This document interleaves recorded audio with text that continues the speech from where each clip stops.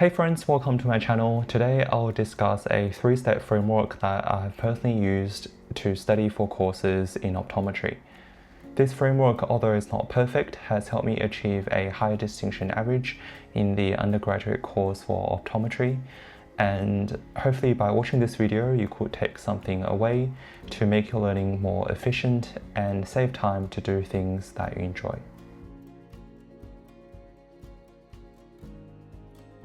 So firstly, before the lecture starts, I normally would go through the PowerPoint slides and start scoping the PowerPoints. So I'll make subheadings, and the idea is that it primes my brain to look for what is covered in this lecture. Of course, in an ideal world, having a skeleton structure of the lecture could help you identify the main branches of the knowledge that you're going to encounter, and will know where the new information sort of fits in to this main branch. So now, after watching the lecture at 1.5 to 2 times speed, depending on how fast the lecturer speaks, then I'll go to Notion and complete the notes for this lecture. I personally like to use the toggle feature in Notion, which is very useful to hide large chunks of information under one heading, keeping the notes very clean and tidy. I'll show an example here where it is a lecture that is about the diseases that you could encounter with contact lenses. And you can see here that I have given myself a few questions. I have the answers hidden under the toggle, and I personally would color code them to different colors depending on how well I know the answers to these questions. At the second level, which is the active recall and hopefully spaced repetition if you have time, and this ideas originates from watching a lot of Ali Abdal's video about studying medicine at Cambridge, and I'll link that video somewhere in the video description. And just another side note regarding the toggle feature is that for harder concept questions, I would focus on practicing explaining this concept to another person. If you're explaining that to one another, you could identify open loops in your theory knowledge. And by researching or using AI in this day and age, which we'll have a separate section about, it's very useful in understanding harder concept questions. So the problem is that most people stops here. It works well for most of the questions if you are able to get through that amount of content and able to explain the theory knowledge to one another. But I'll show one exam question that we got as part of the midterm that I have sort of recreated. So the question goes something like this, and for a bit of context, it came from an anterior therapeutics question, which is a drop-down type of question. You're trying to figure out which one is the most likely condition based on the scenarios presented. A 6-year-old boy, mother reports a green discharge coming from their right eye, but otherwise no significant symptoms. What is the most likely condition?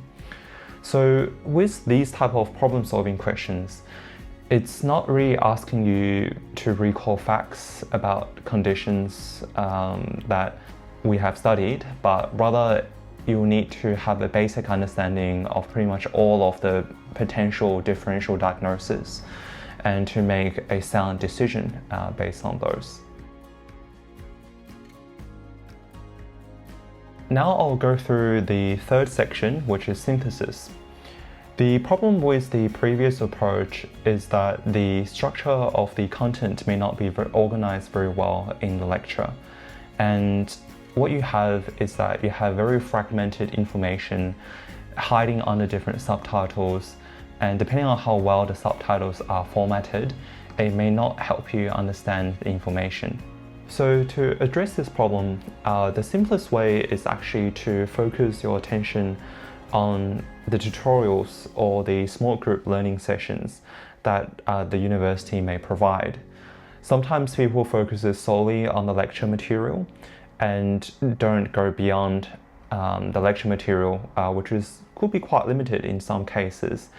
And especially for contents that is related to healthcare, having case discussions and do additional reading or research is very valuable to link up the knowledge that you have gained from several different lectures. And by doing these, you could sort of identify patterns that you find from these contents. And I remember that the person that ended up coming first in the course of therapeutics once told me that they feel like pretty much all of the diseases that is anterior eye, meaning front part of the eye, could be managed by having steroid eye drops, except if they are infectious or if they have herpes. And that is very useful and something that you could perhaps only come to the conclusion once you have synthesized that information or having access to case discussions or past exam questions if they're available. So that provides a very important segue into AI. And over the past 2 years, there has been a lot of changes in AI. And if you're going to use AI, I'll recommend using an AI that is not prone to hallucination, which is to say that using things like Perplexity or Notebook LM is a good strategy because it will only have knowledge based on the information that you provided, and it will not make up answers by itself.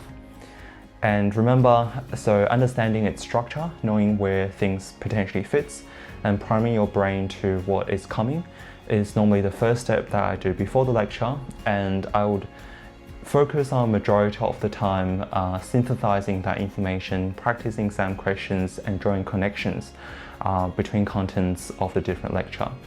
Of course, having a solid foundation using toggle feature is very important as well, so that you have these information uploaded to your brain and you use the synthesis method to connect this information together in a network to answer questions. And as always, if you found this content useful, please press the like button and put down any suggestions or comments down below. And hopefully you could take something away out of this short video and adapt it to your current study method. Thanks.